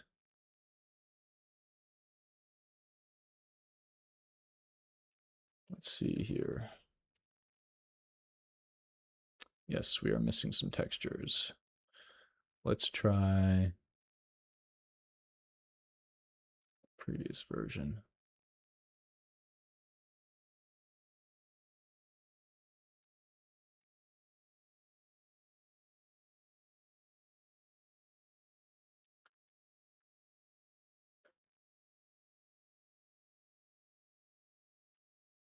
Give it a moment to compile the render engine. So this is a sculpt that I made in ZBrush, and then I imported into Blender. But you see all of these hairs are, they each have, let's see here, if we select one of them, that is 24 faces.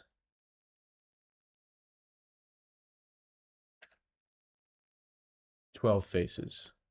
Okay, so that's 24 triangles for each of those hairs. So, you know, that is 200, or yeah, overall this is 523,000 polygons. Now, since this is a bit of a different workflow. This is a sculpt, so this is basically 3D concepting. And actually we can see basically the intent with this was to sculpt something and then bring it into the render engine as a kind of proof of concept for this creature. And then I made a little turnaround. If you want to see the whole thing, this is on my ArtStation. Take a look. I did do a little turnaround render of it. In fact, I might have that here as well. Renders.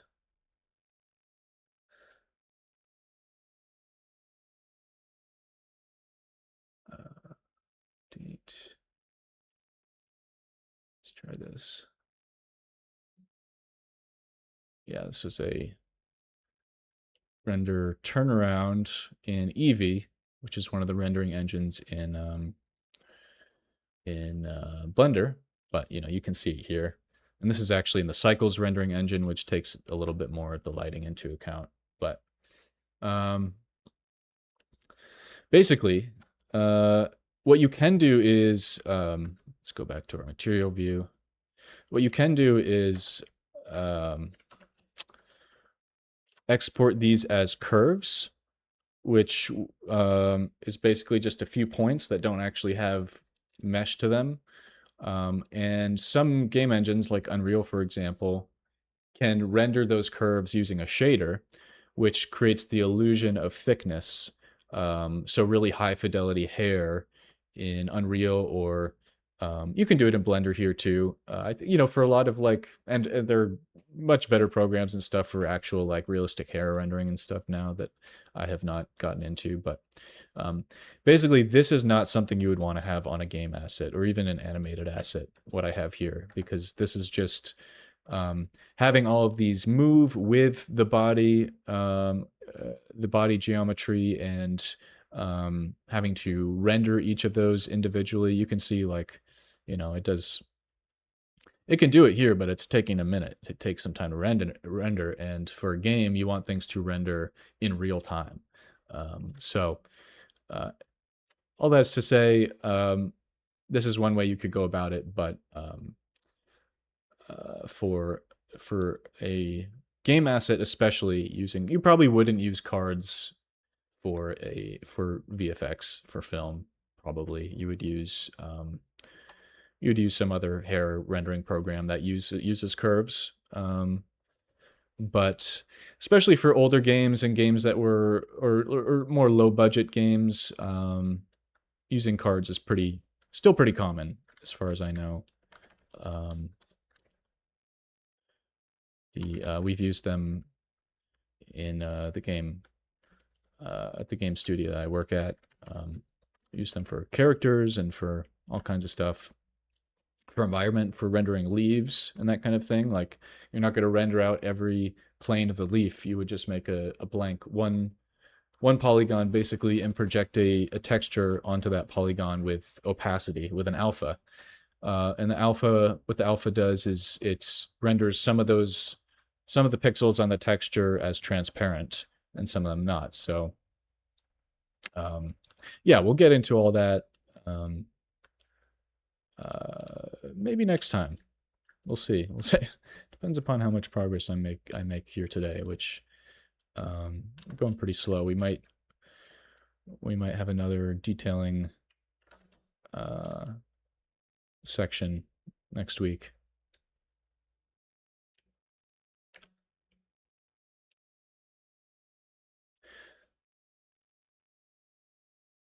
So it looks like this needs another end. Like, if this is going to be a plate, we need to have another end to it. So I'm just going to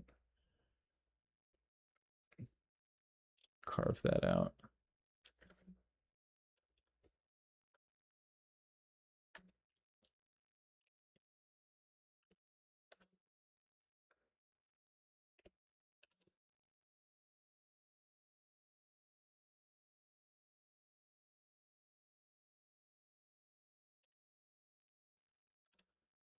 Yeah, so imagine if we had to do all of this part twice.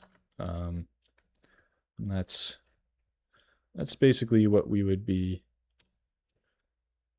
doing if we didn't keep this symmetry on, which, God, I hope it's on. Yes, it is on. But yeah. Definitely a convenient function of the digital medium. Now, with that wolf I was just showing you, Wolfman, werewolf, whatever it is, that was all sculpted. Let's see, I sculpted the basic pass, the first pass of the overall forms symmetrically, and then I posed it. And once you pose it, it's all symmetrical. So it's a very different workflow than if I were creating a game asset, where I would, like I'm doing now, I want the whole thing to remain unposed, and I want all of those details to be transferable when it is posed. And part of how we're going to do that is by using normal mapping, where and UV layouts, where we're basically projecting the illusion of a detailed texture onto very simple geometry in real time using a texture map. And that will allow us to pose our creature however we want.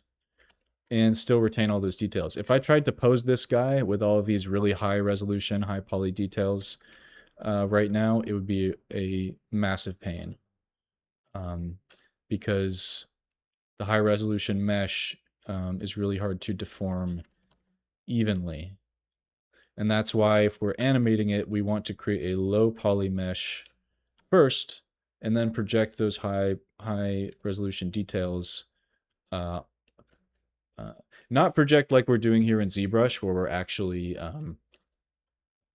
I guess project isn't the right term. We're going to bake those details onto the low poly mesh. So project is what we're doing here, where we are literally taking a high resolution mesh and projecting details from another mesh onto it.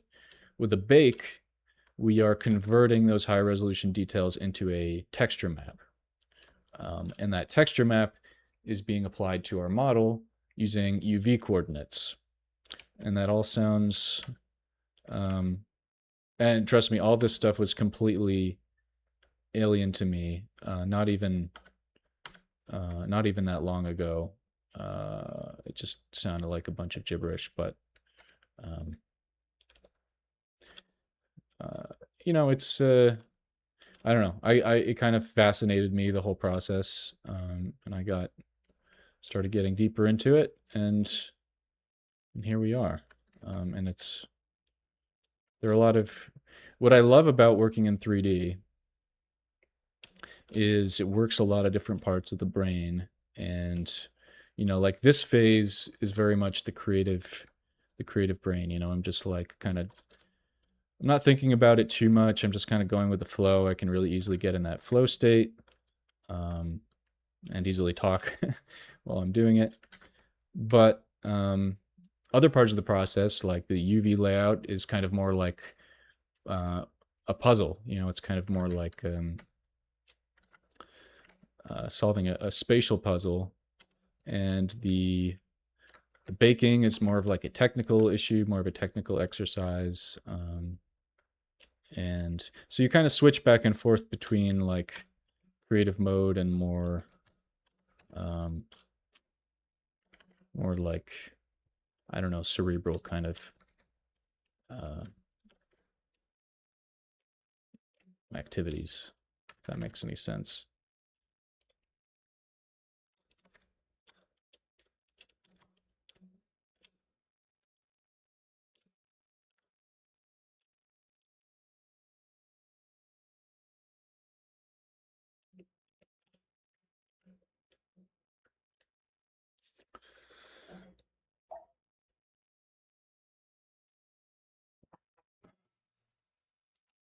Oh, cool. Yeah, posing. So posing would mean a few different things depending upon what phase you're doing it. Like posing in ZBrush, you know, there's like a really crude way of doing it where I would go into a lower subdivision. Let's just save this real quick. And actually, it's a good time to save out another Z tool.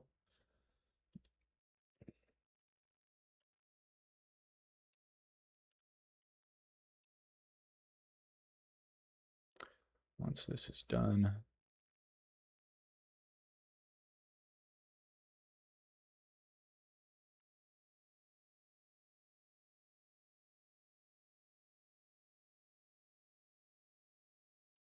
okay, save as 6. All right. So yeah, a very crude way to pose in ZBrush is we would go to our low subdivision, and then we would just let's do like a mask lasso. Just take something like this. Let's turn off symmetry, actually. Take this part, basically reverse, and then, you know, move it like that. And then when we go back to our high division geometry, yeah, doesn't look so good. So that's like a very crude way of doing it. You can also create a ZBrush has a very rudimentary rig system where you can kind of create a skeleton basically, um, and then um, weight the geometry to the skeleton and then move parts around. That's what I did with the wolf guy. You basically create a, what do they call them? Z-sphere rig, and then you can kind of pose it around that way, and it tries to weight things as best it can to those different spheres. And there are a few different ways to do it. I think there are like, 3 or 4 different ways to pose in ZBrush, but they're not, basically if we posed this now and we wanted to animate it later, that would create a lot of problems because you don't want to animate something from a pose. You want to animate it from a static T-pose, basically. So posing, and once we retopologize and bake and all of that stuff, we can pose using using an actual rig in Blender, which is what I would, if I was making something for a game, that's what I would do, is I would just get everything set up, get the low poly working well, and then weight the low poly to an actual rig and then pose it in Blender, which is a lot easier and more flexible than trying to do it here in ZBrush. Because it's basically at that point you've built it to animate well, and posing at that point is just basically static animation that you're applying to the model.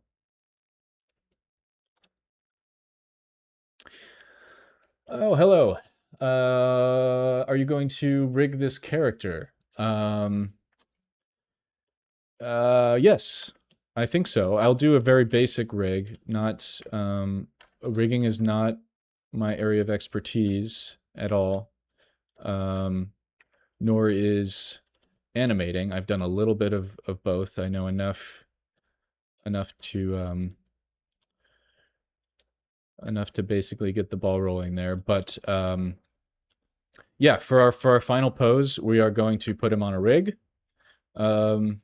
And there's some very quick and easy ways to do that. You can basically, if you set up a rig with the same number of bones and joints, you can upload it to Mixamo and have them rig everything for you. But usually it's just easier to set it up in Blender and rig it with automatic weights. And then usually I will adjust with hand weight painting based upon how well that goes. But if you go the Mixamo route, then you have access to all of their animations, which is really fun and really funny. You can make him do whatever you want, basically. You can make him break dance and jump around and do all kinds of silly shit, which can be really fun. And Mixamo just has a bunch of a large database of free motion captured animations, basically, that you can pull from. So if you rig it there, there's a lot of fun stuff you can do. You can even rig it there and then pull it into your game project and actually create a functioning player character off of that. If I wanted to do all of that and then bring him, I've been working in Unity a lot recently. We could go all the way to that point, bring him into Unity, create a player controller, have him run around. We could do that. Am I going to do all that? Probably not. I think we'll probably just get him to a nice pose with some lighting so we can get a nice render out of him and leave it there. But yeah, you can really take it quite far. I'm seeing something with these elbow plates, which is that they're kind of all the same size, which is not super sexy. Debating whether I want to do anything about that.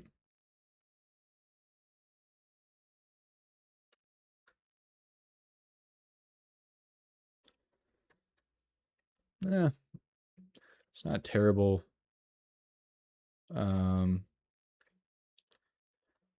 What I might do is, let's do this. Let's go into low subdivision. Just going to bring this out. Make this one a little bit bigger. Make this one a little bit smaller.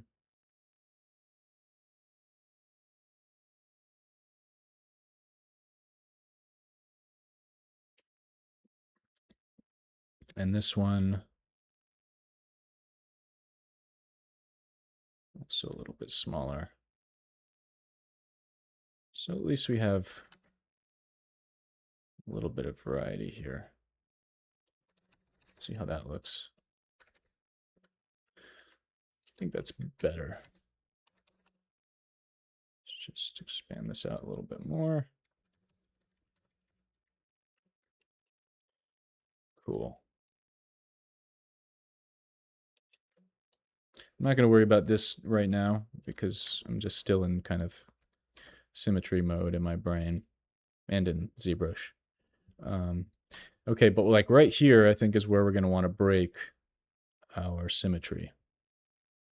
So I think let's just get to that. Okay, so I want right claw to be our dominant claw, as it is with, well, is that how it is with crabs? Let's see. Right claw, yes. Right claw.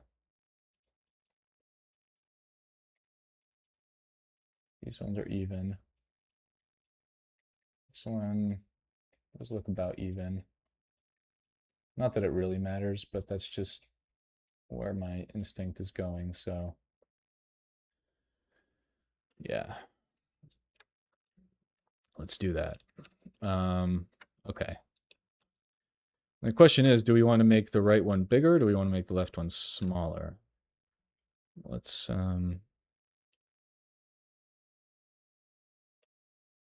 try both.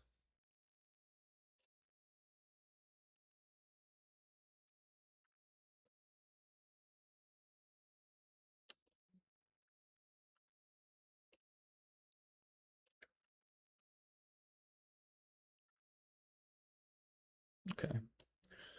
Just that. I have symmetry off. It's the left one, huh?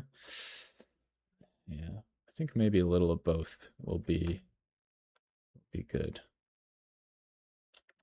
Let's make sure that we are positioned well, so we're not offsetting the joint or anything. Let's go a little bit smaller there. And actually, I should be doing this on a lower subdivision.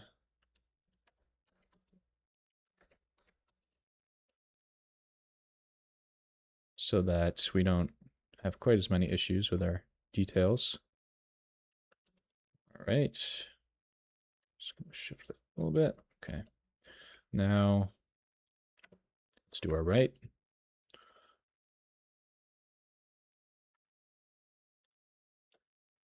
Ugh. God.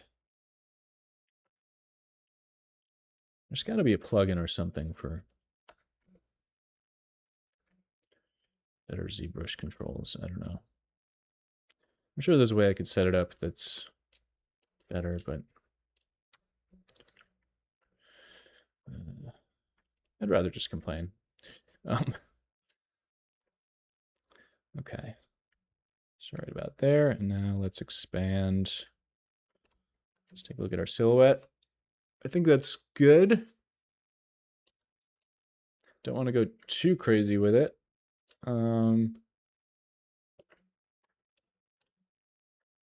Yeah. I feel like the left one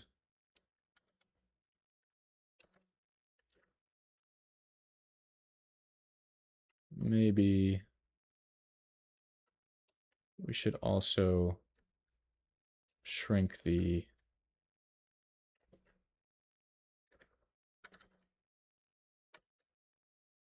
this part a little bit.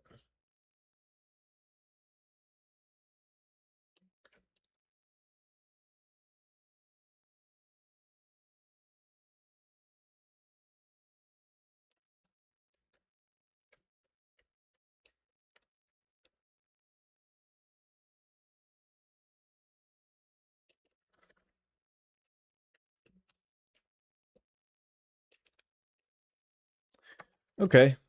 That's pretty good. And maybe with the left side, we have like one less. And this is all, you know, in the concept, I made them pretty similar, but I want to have something else besides their size to differentiate them. So we're going to, I think, maybe remove this bit. Now I can't cut it out easily without, well, let's try.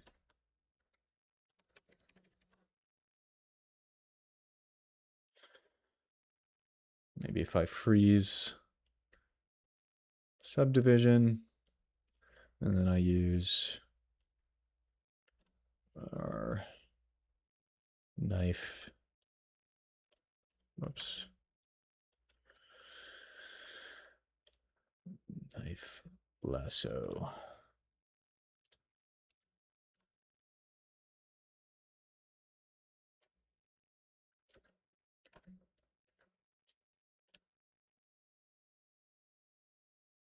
This is going to end up pretty weird, but let's see if it works. Might have to see remesh again. We'll see.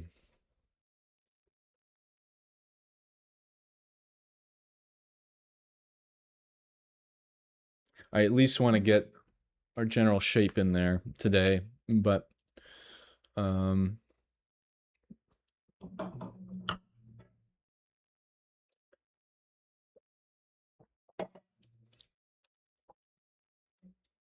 maybe we won't get to all of the detailing. No. Oh, okay. Let's unfreeze our freeze subdivision, and let's see how it handles the remapping. Might take a second or several. So basically, in order to cut out some of that geometry, we had to do it on the lowest subdivision level, and we had to freeze our subdivision levels. And then when we unfreeze them, it has to then reproject those high resolution details back down onto the modified lower subdivision, which is basically the same process as the projection we used following our Z-remesh. Maybe it's a little bit of a different algorithm, but because I think it's pulling the detail, at least the details that it can, I think it's pulling them from memory versus reprojecting them, but I'm not really sure. Usually the effect is more or less the same, but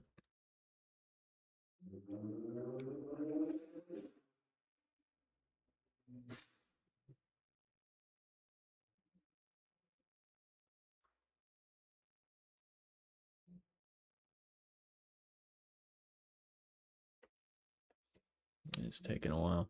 May have been just easier to, oh, well, we'll see. Okay. So it has done its best to reproject those details back down onto our low poly, but this is our low poly. So now if we just smooth it out, we should see it's getting some weird artifacts there. Just have to kind of jump between subdivision levels and try to smooth out some of these artifacts.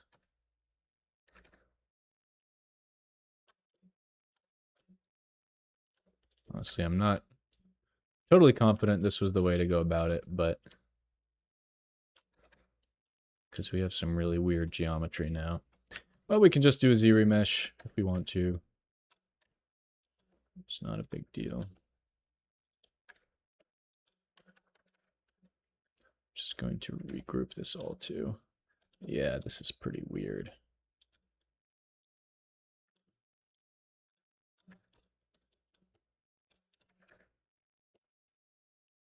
But let's get it close, at least to what we want. And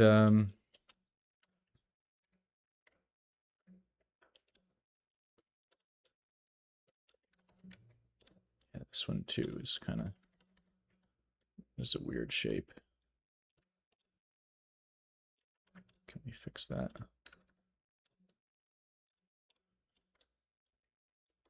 Let's do an inflate. Try to get this looking a little smoother here. Yeah, maybe we'll just sculpt what, you know, around this to the best of our abilities, then we'll do another Z remesh, and then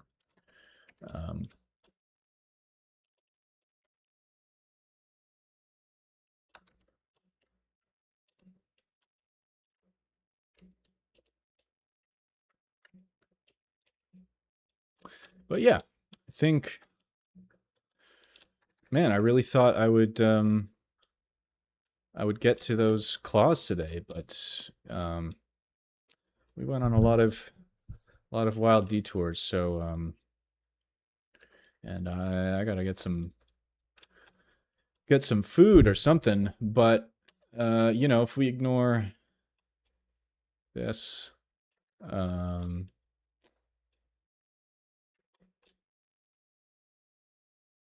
everything is pretty much in a good spot. You know, that's all looking good. So yeah, but these are in a, now we've basically laid the groundwork. I'm not going to make you sit through another Z remesh, but I'll probably do that at the beginning of the next stream or off camera. You guys are already pretty familiar with the process, but these feet need a little bit of adjustment. But I think overall we're inching closer to a finished sculpt. So yeah, we'll pick up next Sunday, same time, and yeah, appreciate y'all tuning in and leaving your chats, and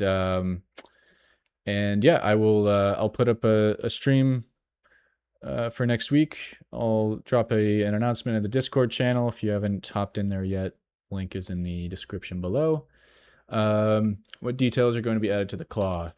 You know, we're gonna take a pretty similar approach to a lot of this other stuff. More spikes. We're gonna smooth out. You know, we still have a lot of weird wobbliness from our base sculpt, so we're gonna want to get these forms looking nice. We'll probably and kind of smooth. You know, we want this whole piece to kind of read a little bit smooth, and then we'll do that kind of pass where we do a little bit of surface modification, and then we'll add in our spikes. We'll probably have some little skin sections between these finger joints. We may even be able to animate these independently if we want. But and this one, yeah, we're gonna have to tweak this shape quite a bit. So right now it's just kind of a little bit weird. But yeah, and then after that, we will probably go into another level of detailing. Maybe we will make those cards I was talking about, so we can start to envision where all that stuff is going to go. And after that, we should be ready for our low poly. So yeah, thanks for tuning in, and I'll catch you guys on the next one.